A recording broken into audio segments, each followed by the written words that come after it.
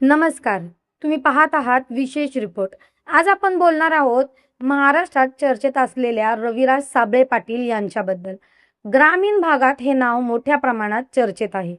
विशेषतः सोशल मीडियावर रविराज साबळे पाटील यांची मोठी लोकप्रियता पाहायला मिळते. शेतकऱ्यांचे प्रश्न आक्रमक शैलीत मांडणारा चेहरा अशी त्याची ओळख बनली आहे. Instagram आणि Facebookवर त्याचे व्हिडिओ मोठ्या प्रमाणात व्हायरल झाले. रोखठोक भाषा आणि थेट बोलण्याची शैली यामुळे अनेक तरुण शेतकरी त्याच्याशी जोडले गेले. मोठ्या नेत्यांवर थेट आरोप करत रविराज साबळे पाटील सतत चर्चेत राहिले. कमी वेळातच त्यांनी लाखो फॉलोअर्स मिळवले. मात्र दुसरीकडे त्यांच्या भोवती वादही वाढू लागले. काही लोकांच्या मते रविराज शेतकऱ्यांसाठी लढत आहे, तर काही लोकांच्या मते हे फक्त प्रसिद्धीसाठी सुरू आहे. सोशल मीडियावर समर्थक आणि विरोधक यांच्यात मोठा संघर्ष पाहायला मिळतो. आता सर्वात मोठा प्रश्न असा, रविराज साबळे पाटील खरे आहेत कोण? की आता सोशल मीडियावर स्टार? चला जाणून घेऊया. शेतकरी प्रश्नावर रविराज यांनी अनेक व्हिडिओ केले. कर्जबाजारी शेतकरी, नापीक, आर्थिक संकट, सरकारी दुर्लक्ष असे अनेक मुद्दे त्यांनी आक्रमकपणे मांडले. यांच्या व्हिडिओमुळे त्यांची लोकप्रियता वाढत गेली. गावागावात त्यांची चर्चा सुरू झाली. विशेषतः तरुण वर्ग त्यांच्या बोलण्याने प्रभावित झाला. कारण रविराज साध्या भाषेत बोलत होते, भावना थेट व्यक्त करत होते.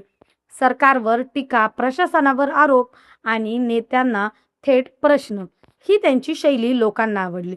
मात्र जसजशी लोकप्रियता वाढली तसे वादही वाढले. जुने व्हिडिओ पुन्हा व्हायरल होऊ लागले. काही लोक प्रश्न विचारू लागले, नेमकं काम किती, फक्त बोलणं की मदत? हा प्रश्न सतत विचारू जाऊ लागला.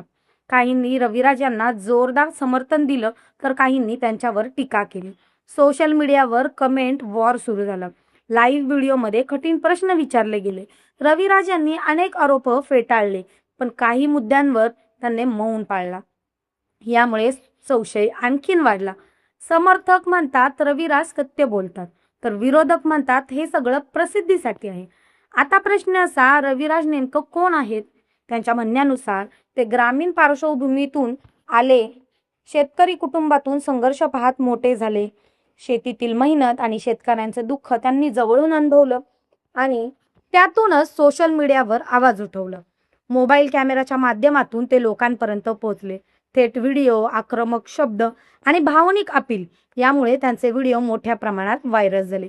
फॉलोअर्सचा आकडा लाखोमध्ये पोहोचला. मीडियाचं लक्षही त्यांच्याकडे वळालं. राजकीय विषयावर त्यांनी अनेक वक्तव्य केली. मोठ्या नेत्यांवर गंभीर आरोप केले. भ्रष्टाचाराचे मुद्दे सतत उपस्थित केले. यामुळे सोशल मीडियावर वाद आणखीन वाढले. ट्रोलिंग सुरू झालं. समर्थक आणि विरोधक समोरासमोर आले. दररोज नवे आरोप, नवे व्हिडिओ आणि नवी चर्चा. लोक गोंधळून गेले, सत्य नेमकं काय? काही व्हिडिओमध्ये रविराज भावनिक दिसले, तर काही व्हिडिओमध्ये तीव्र संताप व्यक्त केला. कधी प्रशासनावर, कधी राजकारणावर त्यांनी थेट निशाणा साधला. मात्र दुसरीकडे काही लोकांनी आरोप केले की हे सगळं फक्त व्ह्यूजसाठी चालले. तरीही समर्थकांचं म्हणणं वेगळं आहे. त्यांच्या मते रविराज आवाज उठवत आहेत, शेतकऱ्यासाठी लढत आहेत. व्हॉट्सअप स्टेटस पासून फेसबुक पोस्ट पर्यंत सगळीकडे रविराज साबळे पाटील यांची चर्चा पाहायला मिळते. पण अजूनही मोठा प्रश्न काय आहे, कायम आहे. खरंच मदत आहे की फक्त प्रसिद्धी? काही शेतकरी त्यांना समर्थन देतात, तर काही जण संशय व्यक्त करतात.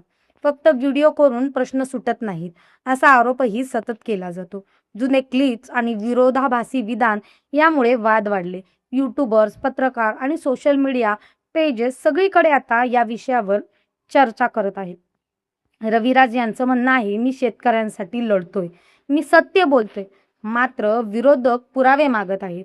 काही व्हिडिओ डिलीट झाले, काही लाईव्ह बंद झाले आणि त्यामुळे संशय आणखीन वाढला. आता लोक विचारत आहेत, खरं सत्य समोर येणार का? एक गोष्ट मात्र नक्की, रविराज साबळे पाटील हे नाव आज महाराष्ट्रात मोठ्या चर्चेचा विषय बनला आहे. काहींसाठी तो हिरो आहे, तर काहींसाठी वादग्रस्त चेहरा. आता पुढे काय होणार हे पाहणं महत्त्वाचं ठरणार आहे. तुम्हाला काय वाटतं, रविराज साबळे पाटील खरे की खोटे? कमेंट करून तुमचं मत नक्की सांगा. धन्यवाद.